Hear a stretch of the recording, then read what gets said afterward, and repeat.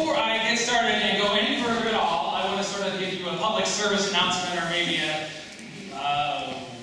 marketing announcement or whatever. I just want to say that Clozure is the name of the company, Clozure Associates. That's a Lisp consulting firm. Clozure CL, Clozure Common Lisp is the name of the Lisp.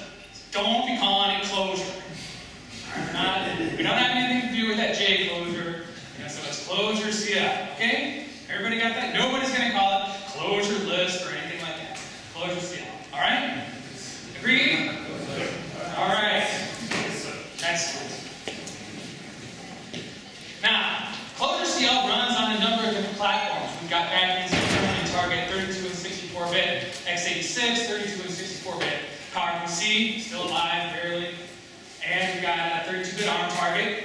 We run on a couple of different operating systems, you know, your Linuxes, your FreeBSD, your Solaris, your Windows, and one of the platforms we run on is the Macintosh. Now, one of the key things about the Macintosh, one of its key features has always been its graphical user interface. So it's natural to want to use the Macintosh's graphical user interface, you know, from Lisp if you run on it.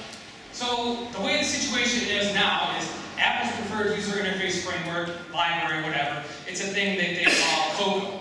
This is their marketing term for it. And I'm going to give you, I hope, just a taste of what it's like to use ObjectiveC and Cocoa from Clozure CL. I'm not sure if I'm going to be giving too many details or not enough or whatever. I'd be more than happy to talk with anybody about it, you know, during our off hours or whenever it is. So, if you want to write a Macintosh GUI, you're going to have to use Cocoa. Right? There used to be a user interface library called Carbon, which was based on procedural C, which before that was based on Pascal, but it doesn't work in the 64-bit world. So that's sort of, you know, bad news for Mac application developers. Even though, in some ways, Cocoa and CCL, they're sort of an opposite. They both kind of want to rule the world. You know, Cocoa thinks, oh, I'm the process, I own everything. And CCL thinks, oh, I'm the process, I own everything. So sometimes there's some struggling there. Maybe Carbon would have been easier for us, but it's not much.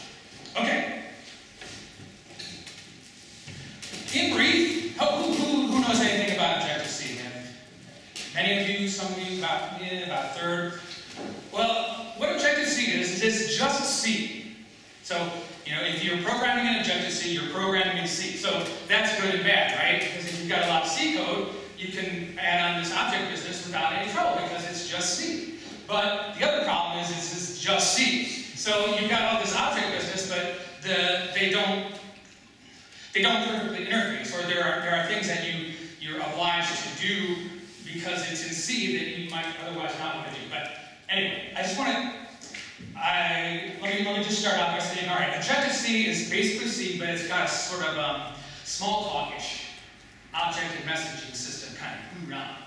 So what I mean by small talkish object system is I mean that it's based on you know, classes. So, you know, objects are instances of classes, and it turns out classes are also instances of classes. That should be a familiar notion to most of you. And what classes are is they're a collection of instance variables and a collection of methods, which are, you know, operations that work on the objects themselves. So this is probably a pretty familiar notion. And the way you do business in ObjectiveC is you send messages to objects. And the way you do that is you've got these expressions that are listed in these square brackets up there. So, you know, I created this dictionary. I use this variable type IP that means an object.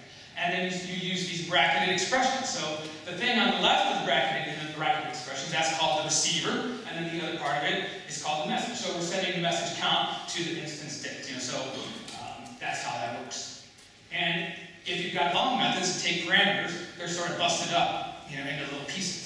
So you've got, you know, add object tag for key beverage. So you sort of intersperse the parameters with the name of the method. That can sort of read nicely sometimes. When you get a lot of parameters, it gets pretty awkward. And all this works because of a fairly small runtime system that handles all the messaging and so forth. And what I mean by fairly small is it's not a big runtime system like the JVM or the CLR or maybe one of the more sophisticated small talk virtual machines. It's relatively small. Okay. By the way, if you'd like to interrupt me or raise your hand, I would be happy to, get these questions resolved right away rather than you having to say answer or anything like that.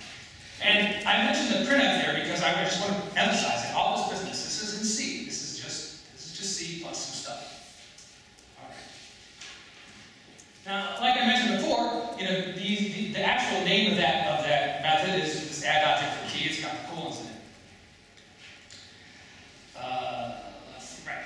Now, as I mentioned before, classes are also objects, and you can send them messages. So in this case, there's this in yellow, whatever. Oh, it looks sort of brownish up there. Tan. That's the name of a class, and it's a Boole array. And you can send it a message. You send it this out message, and then that returns an instance, and then we send that instance the init message. So you're probably wondering, oh, hey, he just sent that an out message. Is he ever going to send it a free message? Were you wondering that? Well, the answer is yes. You are going to have to do that. Since Objective-C is C, you're pretty much you need to take care of this memory. And the way they manage this is via reference counting. So you have to manually retain and release your objects as you pass them around. That's a real bother. Despite the fact that Apple experimented with a GC in this, it was a conservative GC because we're in C, and they have decided they don't like that anymore, and they've deprecated it in favor of a static analysis method. I'm not talking about today. I'm going to basically ignore the whole memory management issue. I hope you'll forgive me. Now, the way this messaging works is I mentioned there's this little runtime, and this is how it goes. If you've got that expression there at the beginning, add object for key, you're sending this message to this dictionary instance. The compiler would emit code like this. It's not all that important, so you don't have to study it assiduously or anything like that. But this is what it would all boil down to. The compiler would generate the call to this function Objective-C message send, and that's the way it works. And you say, well, okay. Well, our goal here is to call Objective-C from Lisp, and if we can call C from Lisp, and if all we have to do is call these C functions, we're done, right? We can just do this. Well, as you can see, that's sort of ugly. You don't want to be doing that all the time. So there's all these issues about, calling it from C. You guys say, well, Lisp string and C string, those might not be the same thing, and all this other business. So we can dress it up a little bit, like I got down there, but still, fairly low level, fairly unpleasant. Can't we do a little bit better?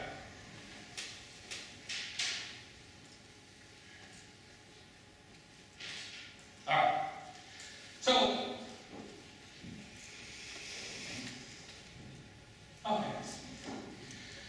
So one thing that might come to mind is you think, well, we're small talkish here. We're all about sending messages. So it's pretty natural to say, well, we'll just come up with some Lisp form and we'll call it send.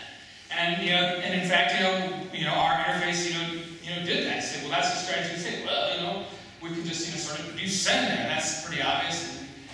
And maybe somewhat clear, but we came up with a way that we think is sort of a little bit cooler. I don't know if we like it better. Let's not say that it's cooler. We come up with a way that we like it a little bit better. And what we do is we sort of turn things inside out a little bit and say, well, since in Lisp we have CLOS, and in CLOS, object-oriented programs are all about generic functions, right? We're all about these functions. So what if we can make these Objective-C messages look like functions? They're going to have a really weird name, and it might look a little bit strange, but what can we do with this? So here's this is what we're going with here. So we've got this new way. We've got this funny reader macro. We love reader macros with FFI stuff. So there's a whole slew of reader macros that we like to use. But so this is what we do. So now that's how we've got this set up so that you can call Objective-C from Lisp and you use it in this fashion. Okay. Now, as I said, I admit this is not necessarily really beautiful. But there's a couple of benefits to that in that you look at it and you say, man, that function looks really weird and strange. And that's true because something queer is going on here. This is, you're not in safe for the whole family Lisp land anymore. This is, foreign code, and it's likely to be a lot more intolerant of type errors and other mistakes, and could crash your process. So it may be appropriate for the process, for the name to look a little bit clearer. That's sort of our story, and we're sticking to it. And I mentioned that we have a big zoo of. I'll just show this in case you're not familiar. I'm sure you're all intimately familiar and you read the CCL manual as you go to bed. But just in case you don't, I want to just show a couple of Again, I don't expect you to remember this, there's not going to be any test, but in some of the examples that I'm going to show in a few minutes, maybe some of this will be a little helpful. We've got this reader macro, sharp underbar, and we use that just to call, C functions. And the reason that's nice is because sharp underbar, does this little database lookup, and it knows what the types of the C functions are, so you don't have to specify those explicitly. So that can be pretty handy. And here's a more complicated example of how you might use that. You open and close the real useful, but it does showcase the use of the sharp $, reader macro, which looks up these constants. We've got this thing that processes these .h files and then creates these little databases. So you know what that is. So that turns into a 1 or whatever it is. And another reader macro is this sharp ampersand, and that refers to an external variable. That's about it. And just for completeness, I don't know if I even use this very much, but the way we access foreign structures is we make these little accessors out of keywords, and we separate the members with the dots. So there's how you'd call it get time. rlet allocates the memory on the stack. And this is fine because in POSIX most types are all lowercase, so you don't have to worry about case business. But things app is all into the mixed case everything, and everybody else is these days too. So we need a way to accommodate that. And what we did is say, well, if you just put the things in angle brackets, we'll interpret those as uppercase. And then we looked at that and said, when you type out something like NS range entries or some other horribly long COCO name, NS layout constraint or whatever, that gets pretty annoying. So we borrowed one of our angle brackets there, and now we've got sharp right angle bracket. And what that does is that just reads and makes that escape to keyword form, just in case you are wondering. So let's see some code what this looks like. So this is semi-real life code for how you would use the Objective-C interface to make a window. All right, and not really very exciting, but as you can see, it just looks like it's code that has Lisp functions with really weird names. And we use some of the the predefined constants there.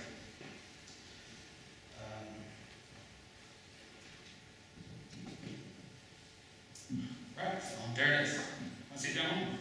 Sure. Of course.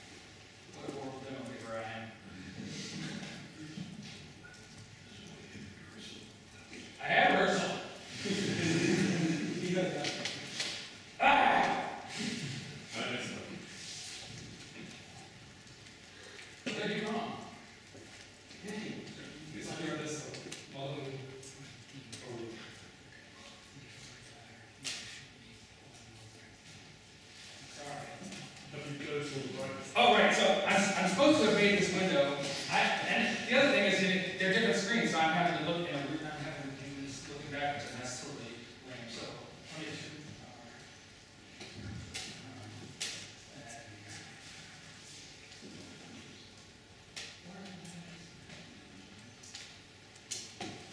oh, here it is, right here on the screen. Also, that's the window. All right, don't laugh. Stay here, stay here.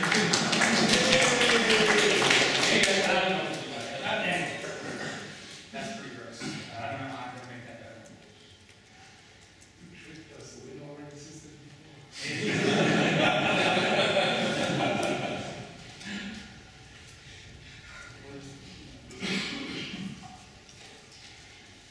At least I'm back. All right, I get you now. Now, that's not very exciting, even though I made lots of errors and probably bored slightly. But here's a bit of a look. Here's a bit of a longer function that does a semi-useful thing. So one of the reasons that you want to talk to Objective-C is you want to make use of all the stuff that Objective-C libraries do. Right? There's an attraction to having everything be in 100% pure Lisp, or even Sun used to call things, 100% pure Java, like that made it better. But if you've got code that does, some complicated thing, you want to be able to make use of that. And here, what we're going to do is we're going to make a little window, a little function that will pop up a browser window, with whatever it is. I hope I signed into the wireless.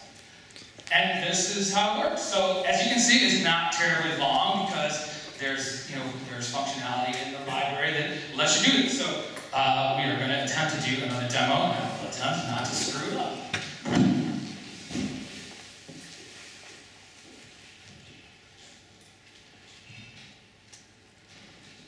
Let's see.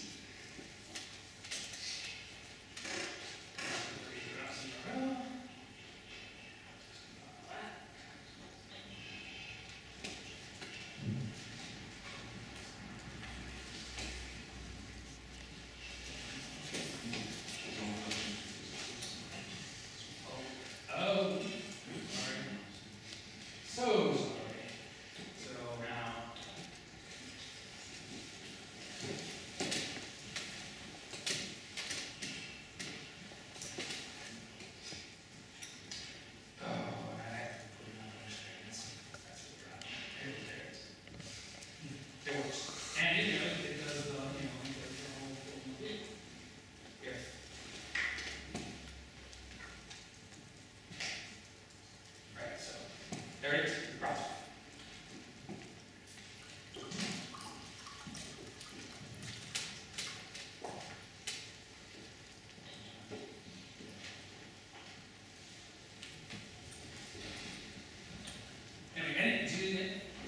Anything about that? I did want to point out here, now that I got some things highlighted. We do a little bit of name translation to make these, mixed case names maybe be a little more Lispy and maybe somewhat more palatable and easy to type. I'm not sure whether this is a good idea or not. It seems to be, sort of convenient and workable.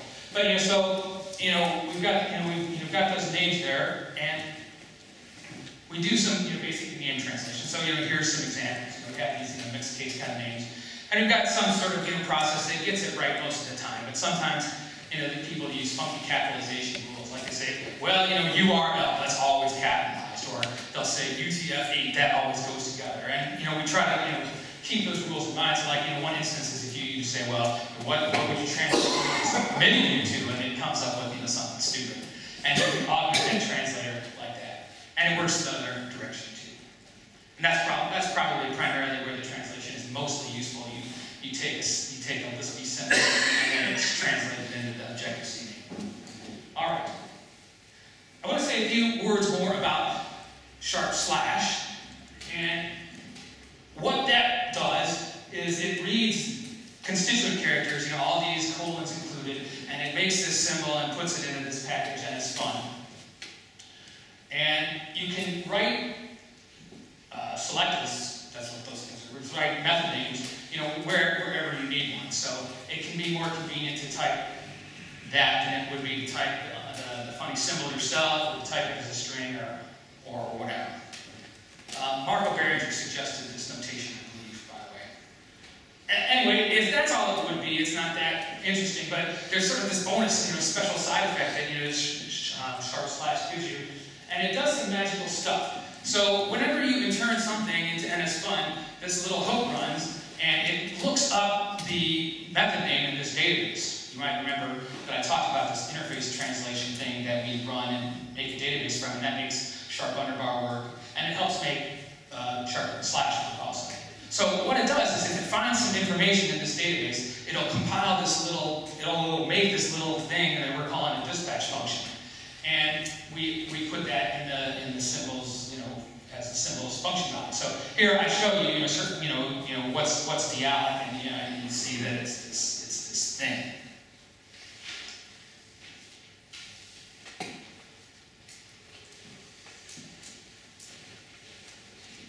Now you may be wondering, well, is that really important? Is that what's the big deal? That's really nice, man.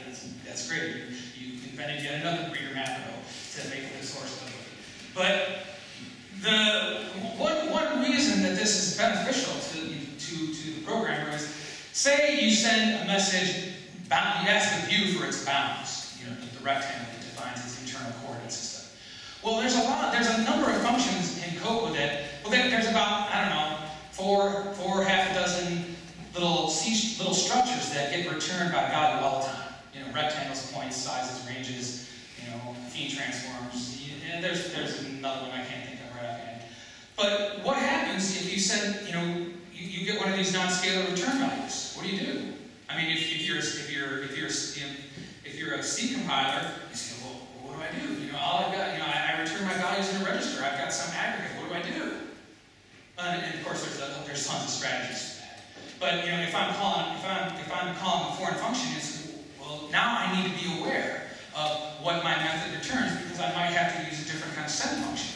I might be able to send a dictionary. What's your count? And then it'll return an integer. Well, that's a scalar. I know how to deal with that. But then if I say send to the view this bounds message, I've got to do something special about getting this structure return value.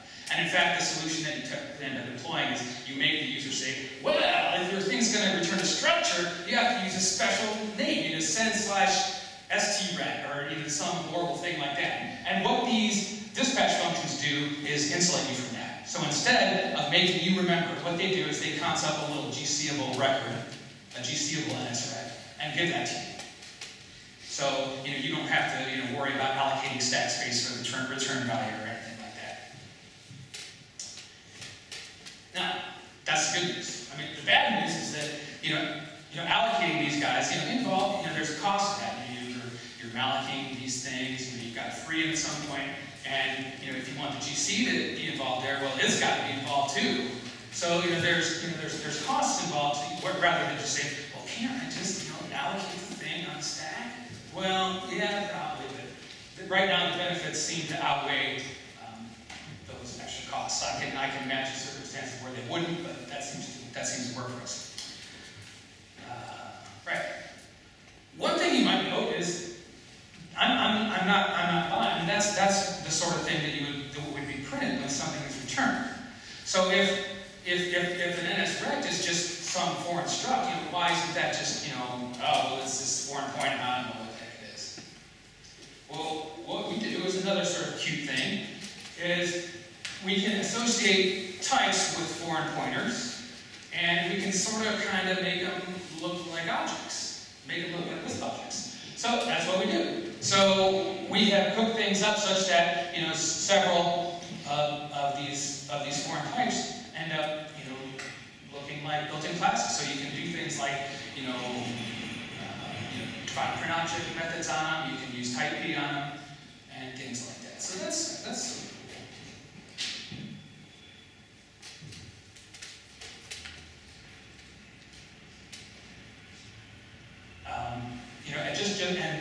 and it also turns out that we can make ObjectiveC objects, have this type of information associated with them. So, here's this example. I make this array, and then I add a couple of strings to it, and then I can print it out. And there it is. You can do this right from the Lisp top level. And that's sort of nice. As I say, type P works and so forth. The thing with this is, and you can see also that it's integrated into CLOS such that you can make instance these guys. But there's a trick involved there. Well, not a trick, but sort of a catch, because you still got to release these things. So don't get faked out and say, oh, well, I didn't make instance on this, so it's just a Lisp object, and I can do whatever I want. I can just trust that the GC is this great 50s technology is going to take care of it. It's not going to take care of it. It's a foreign object. You still have to release it. All right. I talked about messaging. I have a few more minutes, so I'd like to talk about how we define classes in ObjectiveC. And this is sort of a quick example.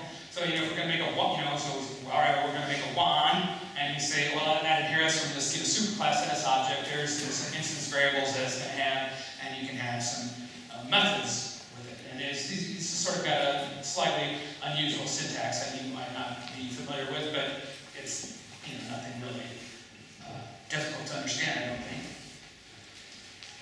And in methods, it's just like implementing C functions. As I say, the syntax is a little bit different, and you notice, so I define a couple of accessor functions, and I have to screw around with retaining and releasing these objects. And like I say, that is a pain. And when a message is retain count goes to 0, the runtime calls your object's deallocate method. So we release our instance variables and we call our superclasses deallocate with super deallocate. So anyway, we can do that in Lisp. And here's how our interface is. So if you want to define an Objective-C class in Lisp, here's how you do it. We use def class to define class, and you just have to make sure that you use this different metaclass that we have there. And again, there's your instance variables, and you're defining your methods with this special Objective-C def method, which is sort of works like regular def method in most superficial ways.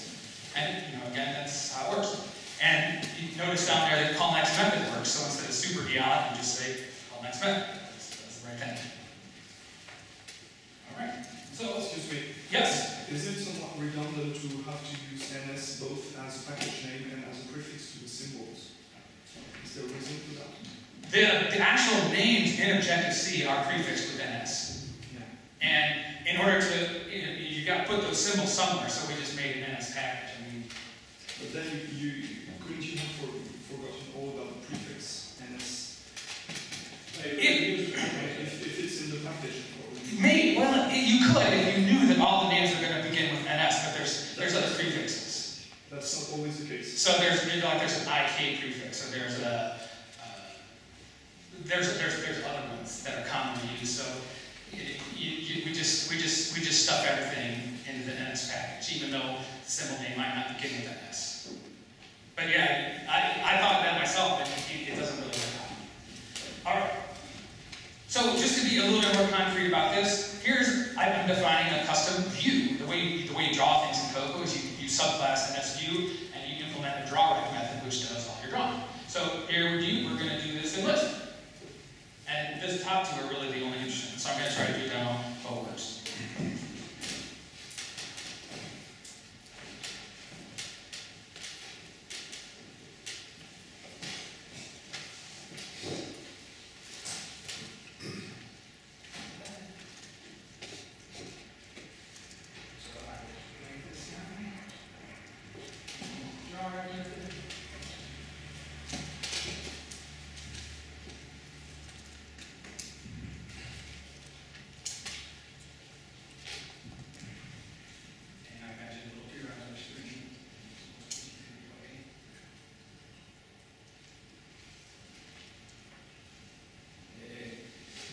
Now, the thing about Objective-C is, well, in Lisp, of course, we're used to being able to redefine classes and do whatever we want to, and that is an amazing feature. But the Objective-C runtime isn't designed to support that level of flexibility. So it turns out that we cannot add or do anything to instance variables once the class has been registered. But we can do stuff with methods. So let's change this to be a regular.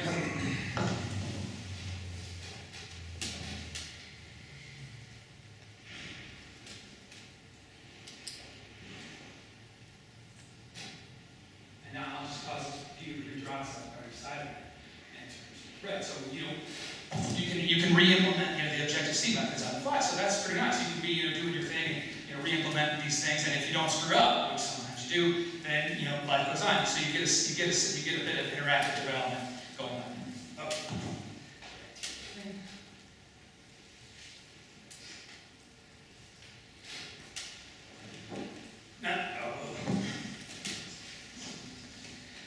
Now, in addition to defining classes that have foreign slots, Objective-C instance variables, what stops us from putting Lisp slots in there? Well, nothing.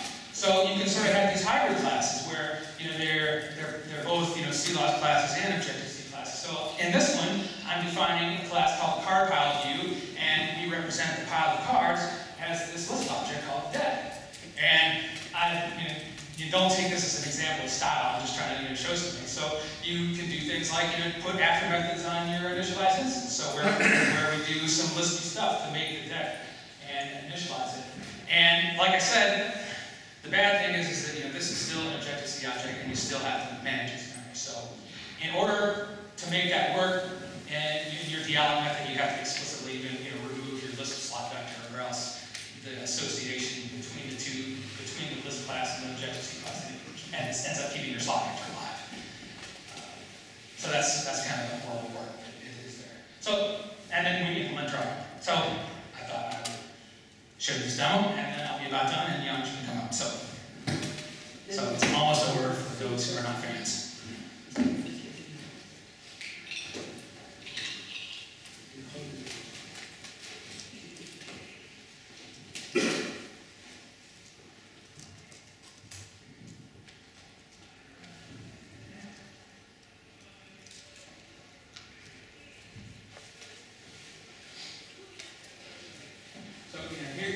Here's what, and this is all just lots of formulas in your cards.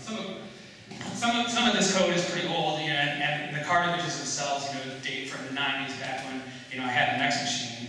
And by the way, my first introduction to Lisp was, you know, Allegro CL was bundled with an X machine, so that's how I got started. So thanks, Franz, for that. You know, when, you know, whoever made that decision, Fritz or whoever, thank you, you gave me my career. But let's just take a look.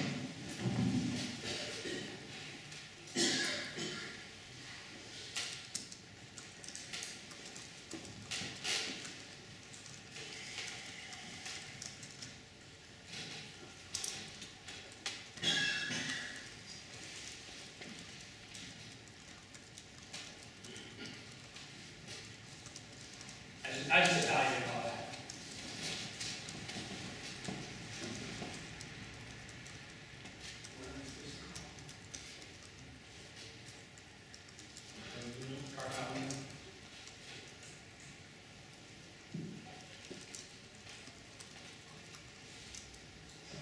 Not very dramatic. I'm going to drag it on over.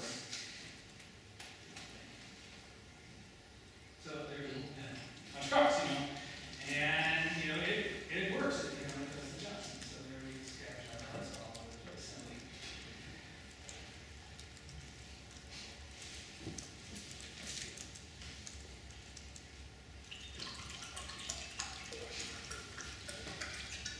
And that's about it. I mean, that's right at about, you know 30 minutes. And if I don't know what Janusz will show you, but if he shows you some stuff, all the user interface that you see in his application is made this way. So we're using the ObjectiveC, you know, bridge, sort of a fancy term, really for it's not all that bridgy, but it uses the interface. So, you know, he's got this, you know, big Lisp program, and we've added this interface to it using Cocoa, but we've, you know, done it from Lisp. So I'm happy to take a few questions. We have some time. Yeah. So would any yes? Yeah, would those features be available at all with other ObjectiveC implementations, like NewStep or something? We have toyed in the past with other ObjectiveC runtimes like NewStep, but that support has been rotted, and you know we're not really, you know, focused on it too much. It's not clear to me. This is my opinion. I think that when you're writing an application for a platform, you want to use that platform's native user interface convention. So like on the Mac, you're gonna use Cocoa because everything uses Cocoa, and it's not gonna feel right. You know, we've talked about how, well, you know, we can make an interface in Java, but you know that ends up feeling right. So, you know, on the free Unixes, where there's not really any sort of standard thing, the right thing to do is less clear. It could be done, but we're not working on it. We're not that interested.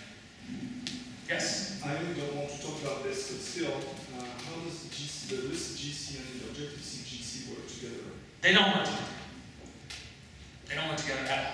They don't know about each other. Does it mean that you can't use the ObjectiveC GC when you're using the ObjectiveC bridge? That's correct. You have to use the manual retaining and releasing. And there was some interest on our part in seeing what we could do to make them work together, but then Apple came out and said, oh, guess what? The GC is deprecated. Use ARC. Use automatic, whatever it's called. Automatic rest contents. And that, as I said, uses static analysis, and the compiler inserts the retains and removes for you at compile time, if you obey a certain set of strict conventions. Would anybody else like to ask a question? I mean, feel free to talk to me about it afterwards if you're interested. Other than that, I will yield the stage. Yes? Do you need some wrapping around native ObjectiveC function when you use your install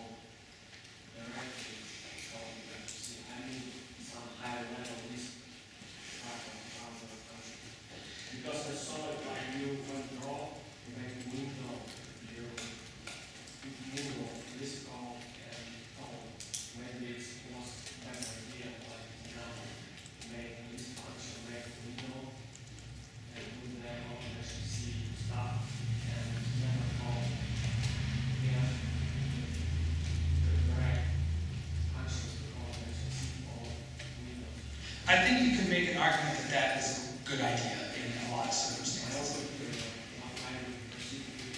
What this does is it lets you call Objective-C. So that's the main one. You need to be able to conveniently call Objective-C. So in that sense, it's sort of like it's sort of like foreign call, right? You want to be able to do that, but maybe you would want to wrap that in something that checks for errors and doesn't die in horrible ways. And I think you could do that with this interface. I think that we're sort of, the Lisp world is sort of in a bad way when it comes to user interface, native user interfaces generally. Lisp works, they've got a story. Franz has a story for Windows, but what are our other choices? They're pretty. We have pretty slim pickings, right? CLX is, people say, well, how about you use Clint? And then they're all met with derisive laughter most of the time. Or well, how about Garnet? It's like, well, Garnet's really ancient. What are we doing here? So I think there's a lot of room for something like that. Even LispWorks, Cavity, that's old. So there might be some room for a newer design and a more native. I don't know. I would sort of like to work on that, but I think there's a lot of work involved in designing something nice and good. Zach, is that you? Yeah. If someone wanted to pursue this further, is the Cocoa documentation or the books and other things that are available for just Cocoa applicable? Would they get you a long way, or do you need to learn more of like this hybrid style or bridge style? I guess I'm wondering what reference works are available to pursue this further. The best thing to start is, that's a good question. Now that you can talk to Objective-C code and call Cocoa stuff, is it over? No, Cocoa's flipping huge. So there's all so this isn't a magic bullet in any way. So you're developing the user interface code is still a huge pain. But so you have to learn, you still have to learn Cocoa. The best way to do that I've been recommending is there's a book by Aaron Hilligas called Programming. Whatever the title is. Cocoa Programming on Mac OS 10. It's on Amazon CD Android. I can show you where it is. And once you learn how the Objective-C interface kind of looks, it's pretty easy to translate it. But big caveat. There's a lot of tools support that Apple puts around building programs in Objective-C. So you've got Xcode, you've got interface builders to lay out your user interface stuff, and they've designed it such. I don't know if they did it on purpose. I doubt if they sat down at a table and had a meeting at one infinite loop and said, let's stick it to all the people who don't program in Objective-C. But that's been an upshot. That's what happened. You can't use interface builder practically. So you have to write the user interface in code, which isn't hard, but it can teach. Anyway, I better stop. Yeah, I don't know. You're together with that, so well, I'm still spending minutes left. They put it that way. All right, well, I'll take a couple more questions. Very good question. Callbacks. Does it work? Yeah, I mean, you just use death callback in CCL. That's just so you can pass a function to C and pass it back to me. Yeah, it works fine. And it also works fine from foreign threads. So sometimes you get into trouble if you call some foreign function and then your foreign library makes some threads and Lisp has no clue where this thread came from. So here's this thread that Lisp has no idea about. Comes in and calls, hi, I'd like to call function such and such. Lisp goes, who the heck are you? It has no idea. Well, so the Lisp has to be able to deal with that. But yeah. Luis, should you? Okay, so I remember some JavaScript library that implemented parts of Cocoa. Use ObjectiveC or something. And I remember they had this called Git, so they could use the interface builder files to feed their ObjectiveC frames and that. Do you have any idea how much work is there? The same thing we do. Yeah, I don't really know because the thing with interface builder is you drag these connections and you say, all right, well, here's this outlet in my class, and I want that to be hooked up to this, user interface object. So when you load the NIF, hook that up. And I don't see any way to get around that other than either interface builder becomes less wedded to Xcode as it used to be, where you can just say, oh, this class has such and such instance variables, and we'll hook these up. Or you're going to be editing this, you're going to be editing this .xib file, this XML representation of the user interface by hand, and that stinks. And that doesn't seem any, and the other thing, it doesn't seem any better to me than making the user interface code. Interface builder is really seductive. All these graphical user interface tools are seductive because look how far I got and I did practically nothing. But then, it comes along, sooner or later you want to do something else. And the graphical tool doesn't help you, and it's like, oh, well, now I'm host because, I don't have access to any of this stuff because this graphical tool did it all for me. And so, there's no substitute for, writing code. Sometimes you're a programmer. You got to write some program sometimes. I'm also, All right, thanks. Thanks.